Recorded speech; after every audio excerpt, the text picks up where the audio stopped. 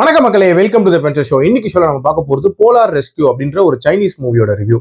இந்த படம் பாத்தீங்கன்னா ஜியோ சினிமா ஓடிடி ஆப்ல அவைலபிளா இருக்கு, தமிழ் டப்பிங்லயுமே அவைலபிளா இருக்கு. இந்த படம் காணாம போன ஒரு பையன், அதுவும் ஒரு பனி பிரதேசத்துல காணாம போன ஒரு சின்ன பையனை தேடக்கூடிய ஒரு தேடல் படலம் அப்படின்ற மாதிரியான தீம்ல அமைக்கப்பட்ட கதை. ஆக்சுவலா இந்த படத்தோட ஸ்டார்டிங்லேயே நம்ம ஹீரோவை காட்டுவாங்க. இவர் தன்னோட மனைவி மற்றும் பிள்ளைகளோட ஒரு ட்ரிப் மாதிரி வந்திருப்பாரு. இவரோட பையனை பொறுத்த வரைக்கும் பாத்தீங்கன்னா ஒரு பயங்கர வாழ்த்தனமான ஒரு கேரக்டரா காட்டுவாங்க. இன்ஃபேக்ட் ரொம்ப டேஞ்சரஸான சேட்டைகள் அப்படின்றது பண்ணக்கூடிய ஒரு பையனா இருக்கான். இதனாலேயே இவங்க அப்பா அடிக்கடி இவனை கண்டிச்சுட்டே இருப்பாரு. அண்ட் ஒரு கட்டத்துல ஒரு பர்டிகுலர் சேட்டை பண்ணுவான்.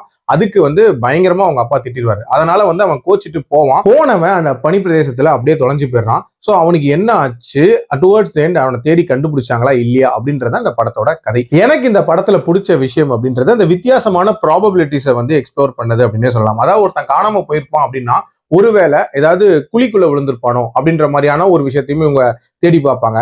இல்லைன்னா யாராவது கடத்திட்டு போயிருப்பாங்களோ அப்படின்ற அந்த ஆப்ஷனையும் தேடி பார்ப்பாங்க. டுவர்ட்ஸ் எண்ட் தான் உண்மையிலே அந்த பையனுக்கு என்ன ஆகிருக்கும் அப்படின்றது காட்டுவாங்க.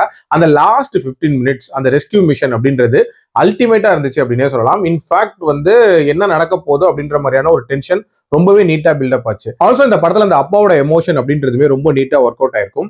ஆக்சுவலா தான் திட்டுனாலதான் அந்த பையன் காணாம போயிருப்பான் அப்படின்ற அந்த கில்ட் அவங்க அப்பாவுக்கு இருக்கும். அது மட்டும் இல்லாம நிறைய பேர் இந்த பையன் காணாம போனதுக்கு அவங்க அப்பா தான் காரணம், ஒருவேளை அவங்க அப்பா ஏதோ பண்ணிருப்பாரோ அப்படின்ற மாதிரிலாம் அக்யூஸ் பண்ணுவாங்க. சோ அதெல்லாம் அவர் எப்படி பொறுத்துக்கிறாரு அப்படின்றது எல்லாமே ரொம்ப நீட்டா காட்டியிருப்பாங்க. அதே மாதிரி டியூரேஷன் வைஸ் பாத்தீங்கன்னா ஒரு less than 2 hours முடியக்கூடிய ஒரு படம் தான். லொகேஷன் வைஸுமே ரொம்ப நீட்டான ஏரியாக்கள்ல கவர் பண்ணிருப்பாங்க. இன்ஃபேக்ட் அந்த பனி பிரதேசம் எவ்வளவு டேஞ்சரஸ் அப்படின்றது அந்த லொகேஷன் வழியாவே ரொம்ப நீட்டா கன்வே பண்ணப்பட்டிருக்கும். அண்ட் கிளைமேக்ஸ்ல வரக்கூடிய அந்த டச்சிங் மொமெண்ட் அப்படின்றதுமே நல்லாவே ஒர்க் அவுட் ஆயிருந்துச்சு. இந்த படத்துல பிரச்சனை அப்படின்னு பாத்தீங்கன்னா இந்த படத்தோட டைட்டில பார்க்கும்போது ஒரு கம்ப்ளீட் ரெஸ்கியூ மிஷனை மையமா வச்சு அமைக்கப்பட்ட படமா இருக்கும் அப்படின்னு தான் நம்ம பார்ப்போம். பட் அந்த ரெஸ்கியூ மிஷன் அப்படின்றதே இவங்க டுவர்ட்ஸ் தி எண்ட் தான் காட்டியிருப்பாங்க. அதுக்கு முன்னாடி அவன் எங்கெங்கெல்லாம் தொலைஞ்சு போயிருப்பான் அப்படின்றத மட்டும் தான் எக்ஸ்ப்ளோர் பண்ணிருப்பாங்க. சோ அந்த போர்ஷன்லாம் அந்த அளவுக்கு எஃபெக்டிவா இல்ல அப்படின்னே சொல்லலாம். அதுலயும் இதுல தேவையில்லாத சில உயிரிழப்புகள் அப்படின்றதெல்லாம் காட்டியிருப்பாங்க. அதெல்லாம் கூட தவிர்த்திருக்கலாம். அண்ட் நடுவுல எல்லாம் ஒரு மாதிரி சுத்தல்ல தான் இந்த கதை போகும். பட் ஓவரால் ஒரு கம்ப்ளீட் மூவியா பார்க்கும்போது ஒரு டீசென்டான ரெஸ்கியூ மிஷன் மூவி அப்படின்னே சொல்லுவேன். என்னோட ரேட்டிங் இந்த படத்துக்கு 3 out of 5. அடல் கண்டென்ட் பொறுத்த வரைக்கும் இதுல சுத்தமா இல்ல, தாராளமா பார்க்கலாம். மீண்டும் அடுத்த விமர்சனத்தில் சந்திக்கிறேன். நன்றி, வணக்கம்.